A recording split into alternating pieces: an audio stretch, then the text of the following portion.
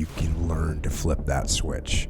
You can learn to become a little bit cocky. Then you can lean into, all right, it's go time. And now we're confident. Second guessing yourself at the moment of execution, it does not help you at all. So what you have to do, inside our world, we had a strong level of confidence that we were outworking and outperforming everybody else. So that's a positive thing. What are we going to watch out for? And what did we watch out for? Freaking arrogance all the time. Like letting that task unit bruiser thing become a, hey, we're better than you, is what you have to watch out for. Because if we're better than you, and I think I'm better than you, then that means I don't have to work as hard as you. That means I don't have to train as hard as you. That means we don't need to plan as much as you. That means we can just make things happen because we're a bruiser. No, it's not like that. It's actually the opposite of that. It's we're tasking a bruiser, which means we have to work harder, which means we have to prepare more, which means we have to plan more, which means we have to do extra runs. It's because we're tasking a bruiser that we have to do more. It's not the opposite. So be careful. And you know, we were talking about this, and I've actually used this, I've been talking about this a bunch now, this idea of being in stressful situations and how you prepare for performance and how you got to prepare. You plan, you rehearse, you visualize, you don't worry about things that you can't control.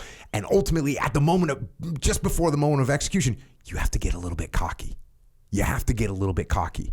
And that's the way that I operate. It's the way I've always operated. As humble as I can possibly be until I put my night vision goggles on or until I lock and load my weapon. Then watch out, because I'm a bad motherfucker and I'm coming to get you and you're not going to be able to do anything to me. That's what's happening. Or like jiu-jitsu, like I'm training my ass off. When you look at me like, hey, let's roll, and we clap hands, all of a sudden I'm going to get you. Like that's what's happening. I'm not nervous. I'm not scared. Like, oh, what's going to happen? So having that humility that then you can lean into, all right, it's go time. And now we're confident. And that's what you're doing. You know, we used to do that with fighters. Like you get that fighter, you're getting them ready for a fight. They're getting their ass kicked in the beginning of training camp. You're making sure they're getting their ass kicked. You're making sure you're bringing in fresh people. They're getting their ass kicked. They can't get up. They can't get off the ground. Their striking sucks. They're behind. And then as you get closer and closer, they're doing better and better. By the time you're a week out, they're kicking your ass, whether they can or not, honestly. And I'm not trying, look, I'm out of the business now. I'm not training fighters anymore. But you don't want to kick a guy's ass 3 days before he gets into the cage against a world-class dude, because his confidence not going to be there. So you're gonna let them build that confidence back up. Just like a dog, you know, a working dog, when you have a working dog, an attack dog never loses a fight in training. They never lose a fight. They don't even understand what that means. When that freaking Belgian Malinois comes at you, when it's coming to get you, it has never lost a fight before, ever. It's coming. It knows 100% in its mind it can win. When you come to my house and I have Odin, my German Shepherd that weighs 120 pounds, he's never lost a fight before. He's never had a bite that didn't take someone down and stop them. He doesn't understand. You have a gun, a loud gun. He's been through that where that's not going to stop him. He's heard that loud bang before. It's not going to stop him. So what you have to do is you have to be prepared to die, because these animals, they've never lost. So as you're going through that mental, cultural formation, you want to have them humble. You want to have them work. But then you also want to teach them, hey, look, we win. That's what we do. Clutch time, we win. You know, and we talk about the dichotomy, right, of balancing confident but not cocky. You got to be confident, but you can't be cocky. And so when you're talking about like never getting arrogant and thinking like, oh, we're the best. I think that what gives you the confidence to go and execute when it's go time on a combat operation, and I've never fought in the UFC or been a professional MMA fighter, but I got to imagine it's a similar deal, is that you have put in the work. Right. You have challenged yourself, and I think what made us good in Tasking and Bruiser was that we would critique ourselves harder than anybody else. And when I was used to the training instructors really picking us apart, going through the workup cycle of like, yeah, you need to fix this, you screw that up. they didn't have a lot to say when we were done debriefing ourselves, because, you know, for the most part, because we were just eviscerate ourselves about all the things that we actually needed to work on. And so that enabled us to push the standard. We're always looking to get better in everything that we did. And because, you know, that's why we talk about humility is the most important quality in a leader, constantly scrutinizing ourselves about, like, hey, are we actually ready for this worst case scenario? Can we actually get better? Can we improve? And because we pushed ourselves that hard, and because we were humble, and because we put in the extra time and the extra work and the extra preparation, it gave us the confidence to go and execute in a way that I think those are directly related. So, you know, one of the things that really stands out to me is, I mentioned earlier, like the training instructor said, you guys are the best task unit I've seen come through here. And so, you know, when you get assigned to training detachment, this is like a 3-year tour, typically 2 or 3 year tour for most of these guys. So they've seen a bunch of different task units come through.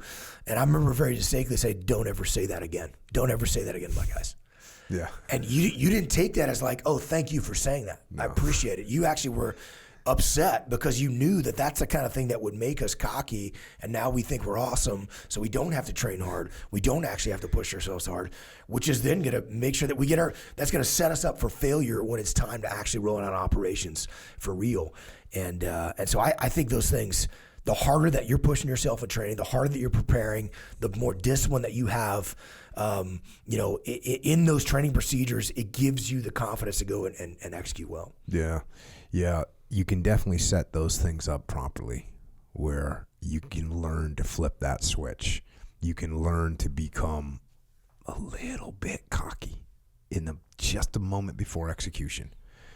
And it's something that and when I remember telling you about it, because I told you about it at Total Archery Challenge, right? Because here we are at Total Archery Challenge. I'm shooting my brand new bow, which, you know, you got to get used to a new bow, right? You got to get used to it. I got different cams on it. It's a little bit, you know, feels a little bit different. And so you're getting used to the new bow. And this was only like my 3rd time shooting it. And which is insane. Yeah. Like if you don't know anything about Total Archery Challenge, it's freaking awesome. It's an incredible experience, but it is. I mean, you're making the first shot out of the pipe for us on day one on the course that we shot was 117 yards. Yeah. So I mean, that is a bomb. That's like a 1,000-yard rifle shot. Yeah. And you're going out of the pipe, and you've only shot this bow just a couple of times. Now look, at what, 20 yards? Yeah. And now look, Dudley, you know, this bow is built by one of the premier guys in the world.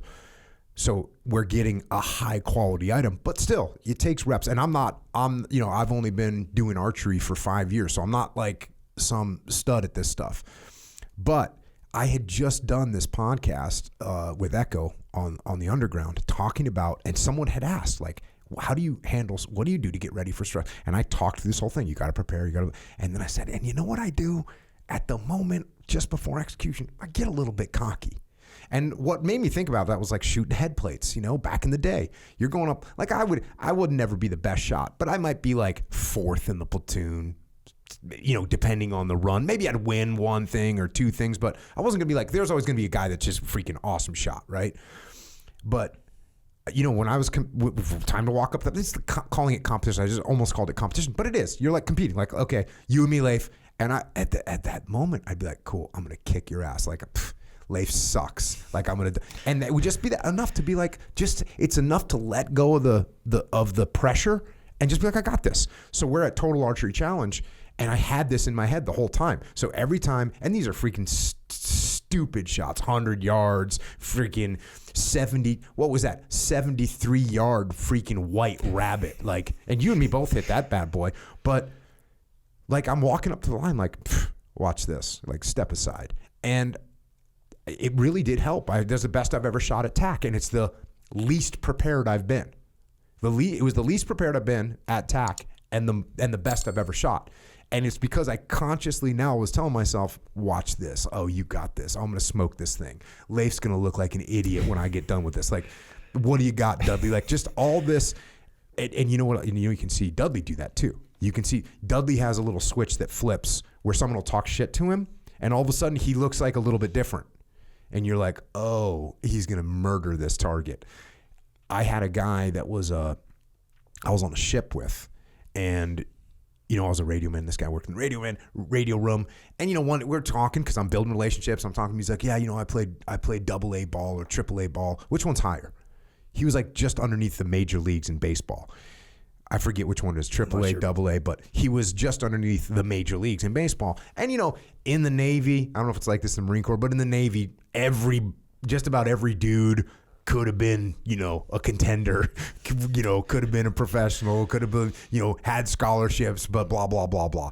So I'm figuring he's one of these guys. And he's like, yeah, he's like, I'm going to try again when I get back. I'm going to try and make another run at it. He's like, can you catch for me? And I was like, dude, I suck at baseball, but I got a buddy. And as a matter of fact, it's the same buddy I was talking about earlier, the visor wearer. And I was like, hey, one of my buddies is a sick athlete, and I'm sure he'd do it. And so he goes, yeah, meet me up. And I hooked them up, and the guy traveled with a catcher's mitt just so he could pitch because he's a pitcher. And so I walk up with my buddy because this guy's going to meet him on the flight deck and pitch to him. And dude, this guy's a kind of a dorky looking radio man, like stuck inside all day, pale white, and he comes walking out and he's got like a baseball hat on and the fat dip in, and he looked like a totally different person. And I was like, oh, this dude's a badass. And sure enough, I couldn't have caught the pitches that he was throwing. He's just ripping those things at 90 miles an hour. So that little bit of confidence at the moment of execution is a powerful thing, and it lets you get into the mode of, I think it lets you let go of worry, right? Because you're like, oh, what if I blow this shot again? Freaking Leif's going to make fun of me, and Dudley's going to think I'm an idiot, and the freaking photographers here, all that stuff could be going through your head. Or you just be like, are you filming? Because you're going to want to catch this. You know what I mean? Here's a free lesson. Yeah. Shooter McGavin style. Yeah. So that's a good thing, and it doesn't just work for you. Yeah. You let me in on that little secret right after you made this ridiculous shot. I think it was like an 84-yard bomb through 2 trees. And I think I just shellacked one of the trees, and because everyone's talking smack over my shoulder, because that definitely gets in your head, and you got up there, and there was smack talk coming at you too, and you just slid it right in there, freaking nailed the target. And I was like, that was a freaking money shot.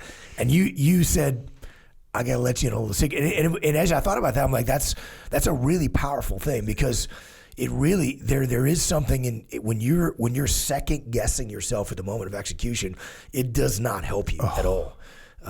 Terrible.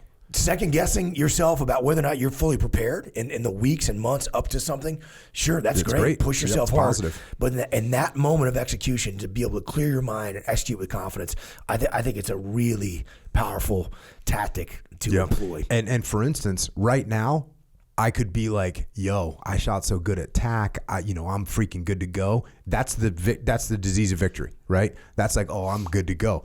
That's what I will not do that. I'm going to shoot even harder than I ever have, because these are sort of like my months getting ready for September right now.